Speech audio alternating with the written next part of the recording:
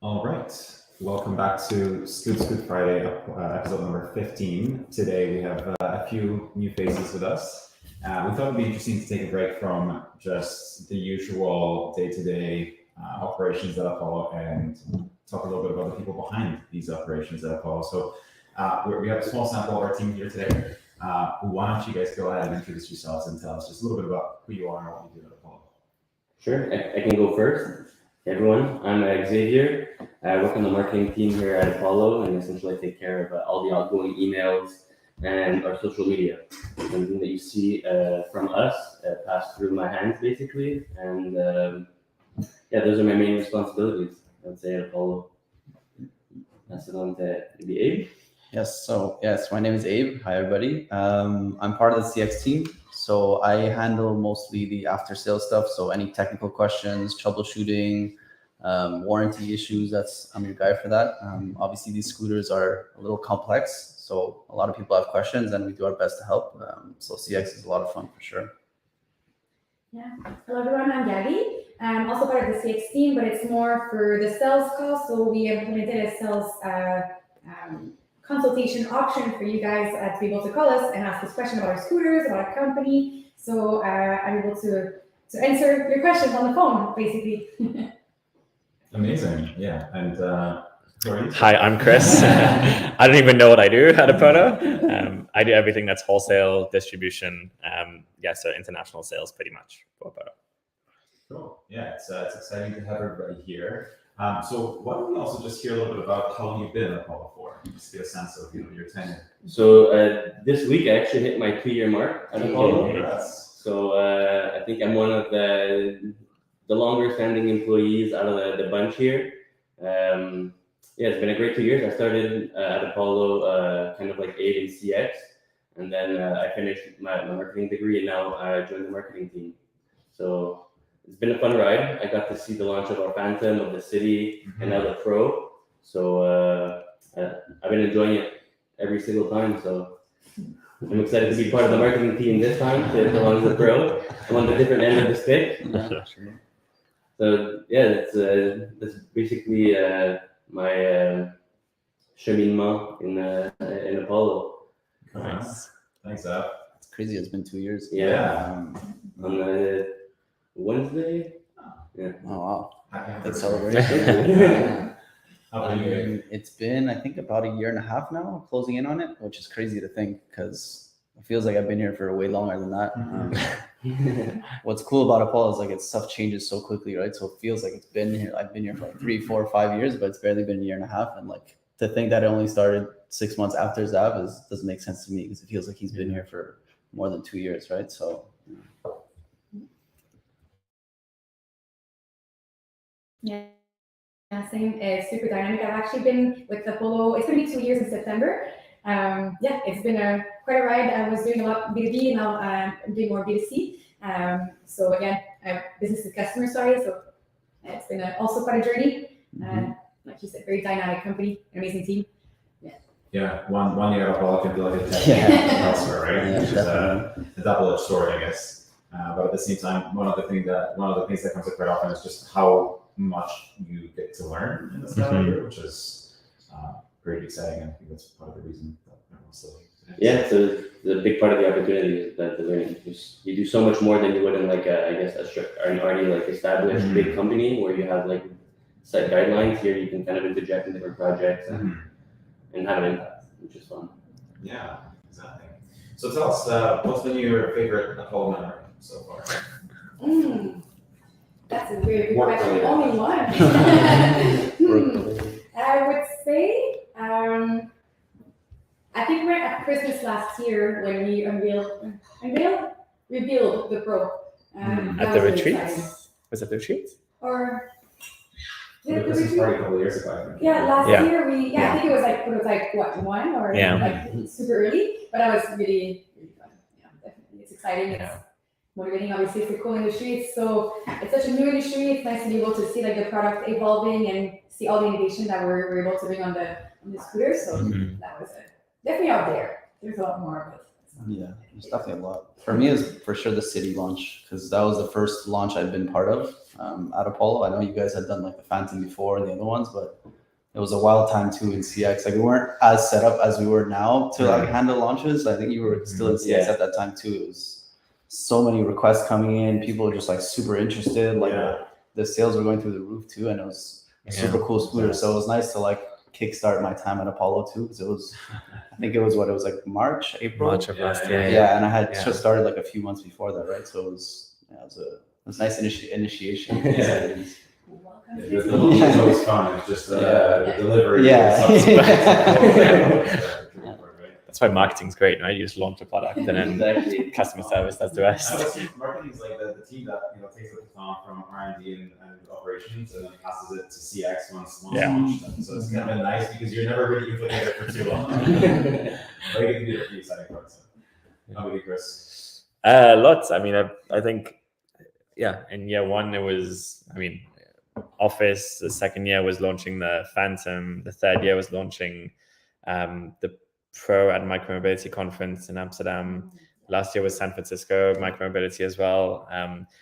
Yeah, just to see how, I mean, even we're a team of like 48, 50 now, which is incredible. And just small things like the retreats. So we had like an official retreat last December, and it just felt like a family. It was really nice. It's like everyone's on the same page. Everyone's super hyped. We have incredible projects and scooters we're working on that the competition's not even close to, and it's a lot. Like time flies because we're working on so many different cool things, and we're really trying to just exceed everything.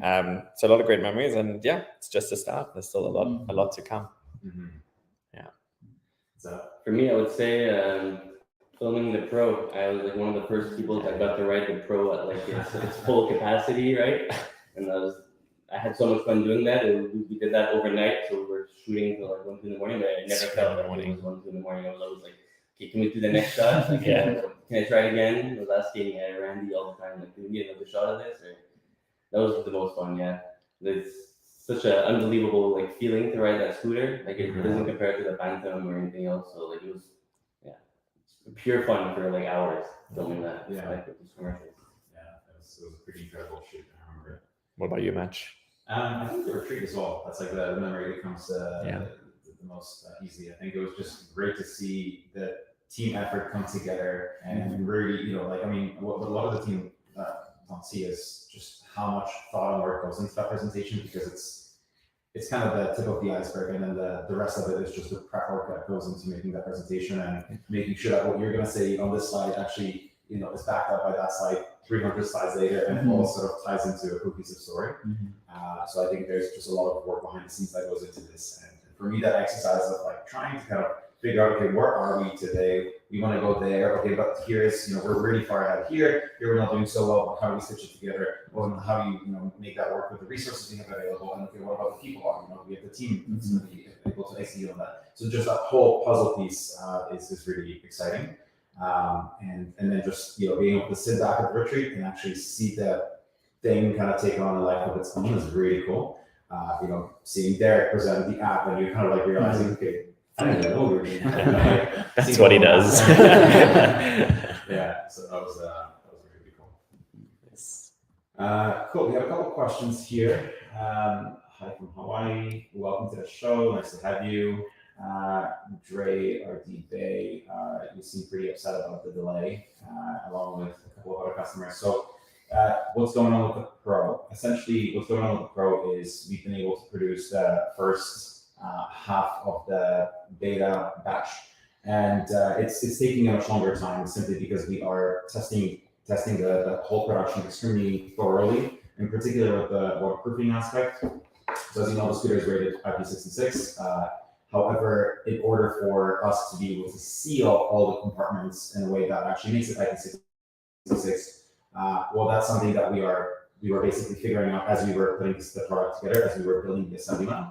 And so we were testing a number of units after they've been assembled, making sure that they actually meet the specifications and the standards of IP66. And then they continue to actually fail and have leaks inside of the body. So obviously that's not something we are comfortable shipping out. So we continue to reseal them time and time again until we were able to meet the IP66 standard. That's what's caused the delay. And now we're finally able to resume production. So really what's happening is the first 60 units have been produced.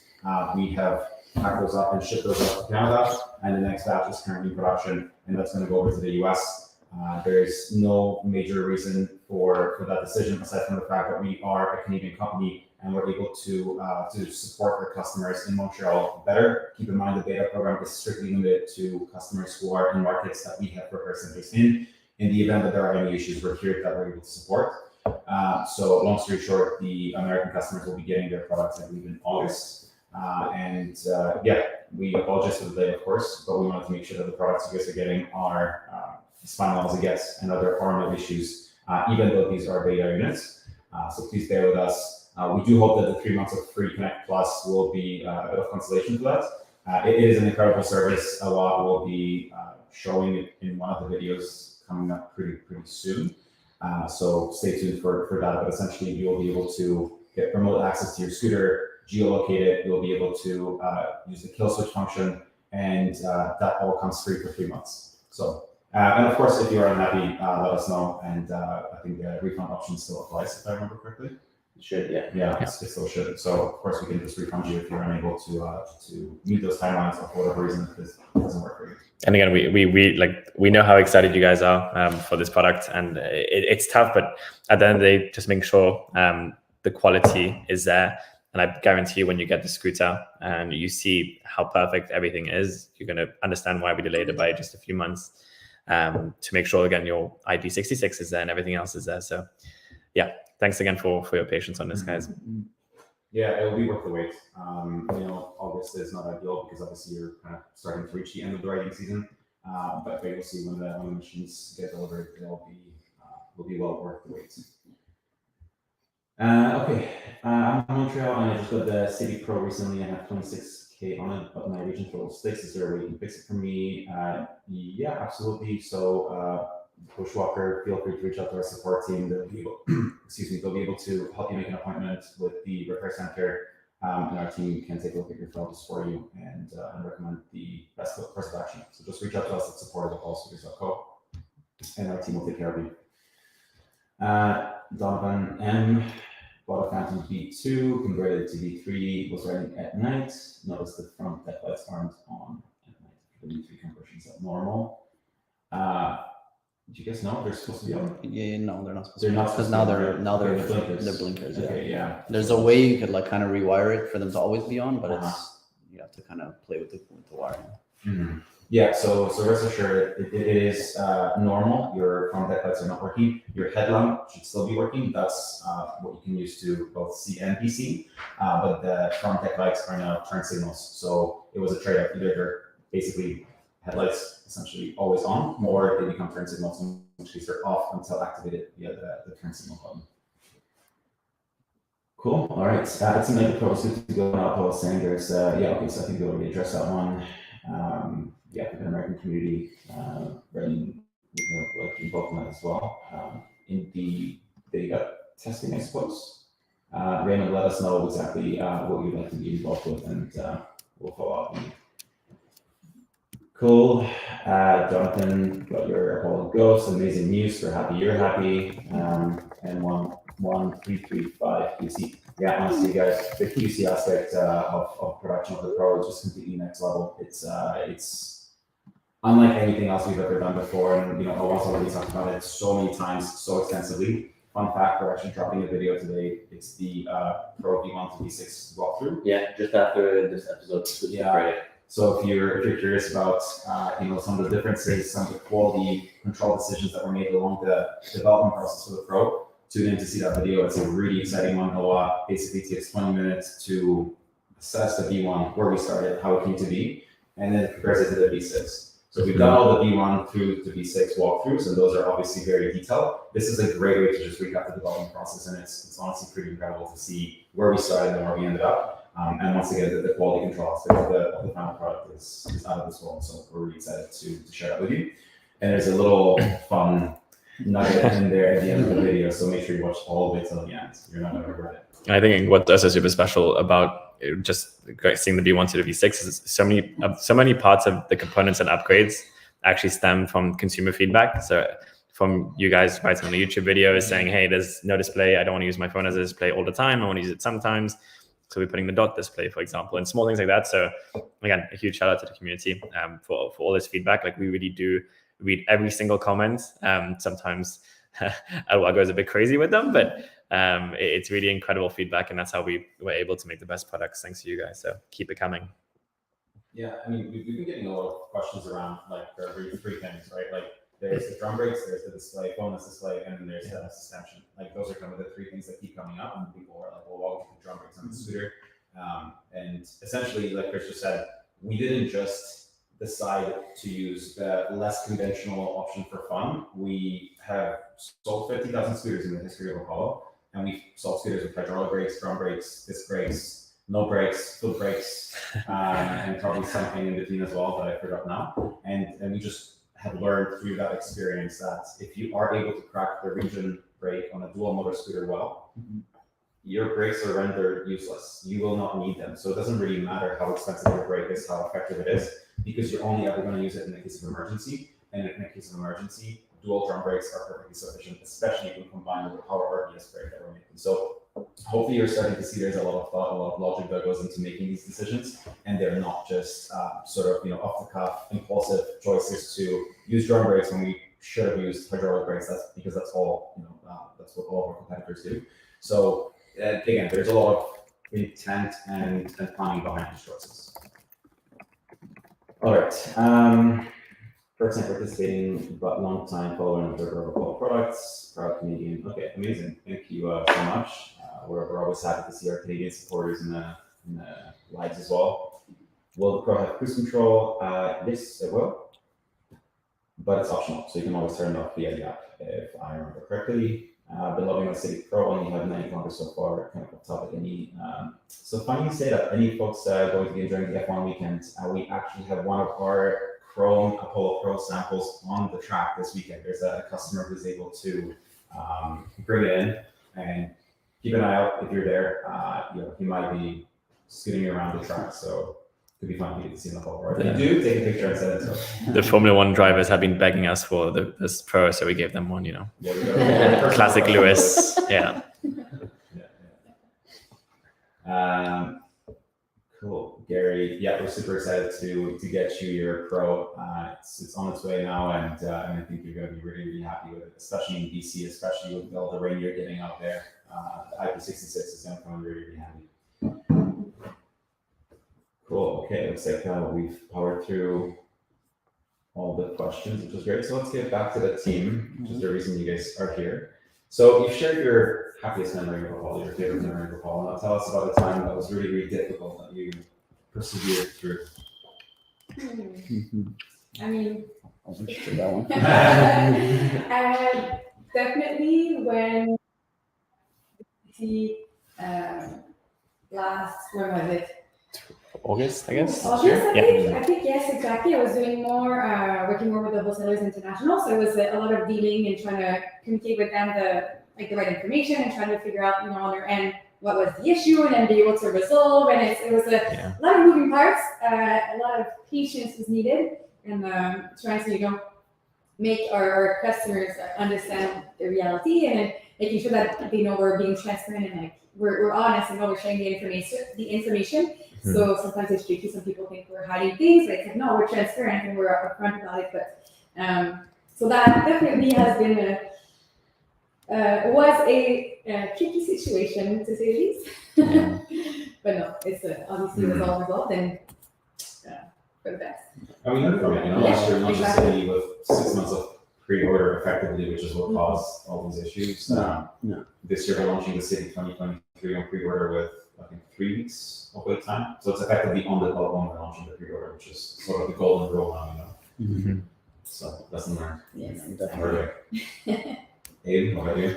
I mean, I think on the same token with the City, it was probably because CX, you deal with the issues, right? So it was the throttle stuff when that started coming about. And then obviously the retrofits and having to go to Vancouver and all that whole kind of 2 or 3 months was a tough time for everybody, I think. So, but it was cool to see that everyone was willing to pitch in however possible. And like you said, we learn from it, we grow from it, and we're taking it forward with the beta program. And I don't know, I think it sucks to have to go through it. And when you're in it, it feels like everything's kind of caving in on you, but you have to go through the fire to get out on the other side, right? And be better as a company. So Yeah, and I think Nadeem said it really, really well at last year's retreat when he said that it's easy to be, proud of the work you do when things are going well, but it's really in moments of crisis Exactly, like that that the quality of the business is determined. And I think we, all things considered, responded really, really well. Yeah, It was a difficult 2-3 months, but from how we communicated all the changes and fixes to customers to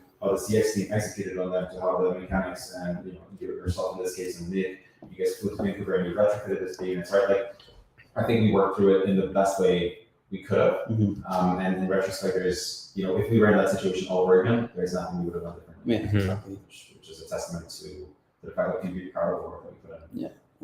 And it goes back to even our products that we launch now and the testing processes that they go through and everything else. Like we had the Phantom, which wasn't a lot, and there was a few issues on the first batch, and the City, much bigger scale, but we then had more QC processes. The Pro launching there, like it's the most tested product we've ever done, probably for a launch, and it's still the early access scooter, right? But it's pretty much bulletproof. I mean, knock on wood, but it's solid, right? And that's only comes through the Phantom and the City launch. And that's a beautiful part of it. It's easy to look back and sort of understand all our processes and all the documentation and how we react to it. It's always just a learning curve. Yeah. Is that how I do? I bring it back to my days in customer service. I think my first Black Friday sale here, at the time we were shipping out of a 3PL in BC, and there was like massive floods just before Christmas. And being in CX, like a lot of orders are being delayed till past Christmas, and then it was hard to like handle it. Like a lot of people bought these like way in advance for Christmas, and something completely out of our control like delayed everything. And like obviously CX was like the youngest stick that eats it all. Yeah. So that was a hard time. I was also learning. I was still learning how to like be a CX agent and stuff at that time. So for me, that was a hard one. But bad letting people down, especially because it was a BOGO deal too. It was like I was so proud of that, like of that sale. It was such a cool sale, and they were letting people down. I like, genuinely felt bad from the inside. Yeah, I agree with you. Like my answer would be something similar about letting the customers down, and I think a lot of it has to do with the fact that sometimes we make promises based on the partners we work with, based on the information we have access to, and then for reasons beyond our control, we're unable to keep these promises, like in the case of the shipments there. But I think that's why this whole year we're very public about the fact that we're not like going out there guns blazing. We're not really launching any new products. I mean, the Pro is launching the first product that's being delivered in November, so basically it's almost falling into the 2024 year.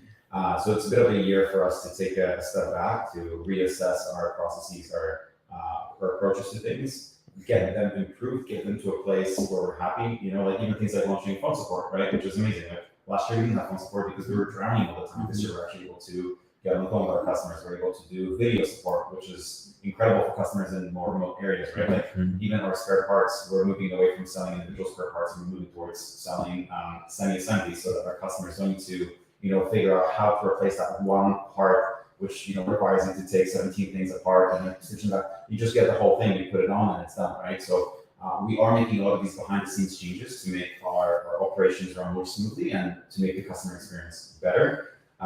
Because we do read Reddit and we do know how horrible the experience can be sometimes. And so I think that's what pains me the most, just knowing that despite our best efforts, we're still sometimes failing to deliver those amazing experiences. And of course, on average, that's not the case. On average, people are generally very, very happy with what we do. That's why I think we're still in business today. But I think it's important we judge ourselves by the worst possible experience we offer, and we work on improving that to the point where it's acceptable. All right, a couple more questions came in. Donovan still haven't received the Bolt. It's possible you're still waiting for it. We've shipped them all out, but in some cases it will take more than a week for them to get delivered. So I think we finished shipping last Friday, so it's been a week now. So I would say if you don't receive it by Monday, Tuesday, reach out to our team and they'll just ship another one for you. Alternatively, if you are just in a rush, go on our website and if you just search for Phantom Vault. You'll see there's a $0 item there, and you can just purchase it. You can get it for free on our website, essentially, and we'll just send an extra one to you. So take a look at that. And then Ivan, is the Explorer the successor to the City, or will there be a 23-24 City? So the Explorer is not the successor to the City. Essentially, our portfolio by 2024 will look something like the new Light. It will have the City, which we are working on revising right now. There will be the Explorer, and then there will be the Phantom/Pro end of the portfolio. We're still trying to figure out exactly how those two are going to work together, because obviously there's a big price gap between the Phantom at $2,000 and the Pro at $4,000 USD. So there's a big enough gap that maybe there's something else there, or maybe we make a Pro Mini and sort of bridge that gap that way. So that's how we're looking at the portfolio for next year. And then Gary, you're mentioning the Segway GT2 reported some initial issues with the region breaking when the battery was charged at full capacity. Just wondering if the Pro has any similar issues. So based on the extensive testing we've been doing on the City, that's probably a better benchmark. The City also has 2 motors, and it also has a dedicated region brake, and we have recorded a lot of them better, probably tens of thousands of rides by now, where we get the precise information about how much voltage, how much current you're drawing, how many times you're even maxing out the throttle, how many times you're hitting the region brake, from what speed, what is the temperature of the controller, all the details of your ride for the City customers. And there's never been an issue with the region. Abe, maybe you can speak to it better than I can, but as far as I understand, there's never been anything. Okay. Yeah, so the Pro basically utilizes the same technology, only at a higher performance level, so both stronger acceleration and stronger braking.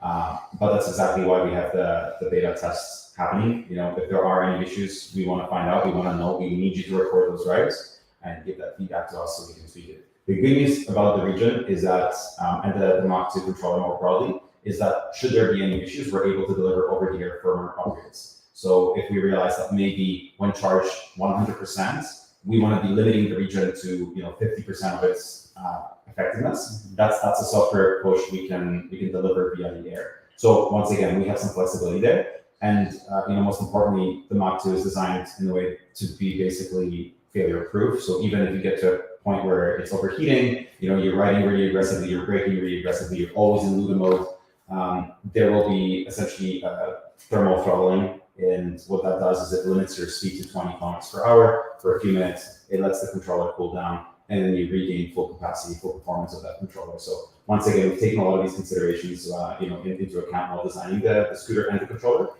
So as far as we know, we're not expecting any issues. But if you do discover something we're not aware of, please do let us know through the surveys that will be sent out or the interviews that will be conducted. And that brings us to 2 p.m. We're right on the clock, right on the dot. Are there any other, parting pieces of wisdom, thoughts, comments, concerns from anybody you want to share? Not specifically, no. Nothing specific. No. Could say look forward to RV1 to B6 video dropping any minute now at 2 p.m. So Yeah. log off and go check that out, guys. And just before we let you go, we need to announce this week's winner of the Apollo Air 2021. So for anybody who's not aware, we're running an amazing contest right now, the Apollo Freedom Challenge, where every single week we give away a free Apollo Air 2021. And this week's lucky winner is Roxine Kritzer. Roxine Kritzer. So Roxine, our team will be reaching out to you on Instagram or via email to coordinate logistics of how to get your Air 2021 over to you. Congratulations. All right, everybody. Thank you so much for tuning in. We hope to see you next week. And in the meantime, head on over to our YouTube channel and check out the V1 to V6 walkthrough. You're not going to be disappointed. All right. Thanks, everyone. Have a lovely weekend. Bye, guys. Definitely.